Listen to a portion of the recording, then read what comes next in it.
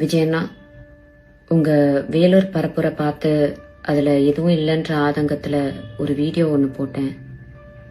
உங்களுடைய ரசிகர்கள், ஆமாம், அவங்க ரசிகர்கள் மட்டும்தான். ஏன்னா இன்னும் அரசியல் வயப்படலையே. அவங்க எல்லா சோஷியல் மீடியா சைட்லேயும் என்னை கடிச்சு வச்சிட்ருக்காங்க. இந்த மைனர் பசங்க கிட்ட இருக்கிறது முக்கால்வாசி என்னமோ ஃபேக் ப்ரொஃபைல் மட்டும்தான். அதை வச்சு தான் என்னை மிரட்டிட்டும் இருக்காங்க. அதுக்காக பயந்து நான் அந்த வீடியோவை டிலீட் பண்ணவும் மாட்டேன், என் கருத்துக்கள்ல இருந்து பின்வாங்கவும் மாட்டேன். என்ன மிரட்டினா பரவாயில்ல, ஆனால் என்னை சார்ந்தவங்களையும் மிரட்டுறனால இதை சொல்ல வேண்டிய கட்டாயத்தில் இருக்கு. விஜயண்ணா, உங்களுக்கு என்ன பழி வாங்கணும்னா நான் என் வீட்டில் இருப்பேன், இல்லைன்னா என் ஆஃபீஸில் இருப்பேன்.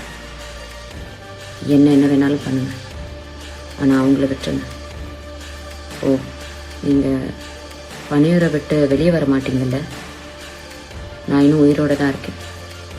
நான் வேணா பணியூர் வரேன்.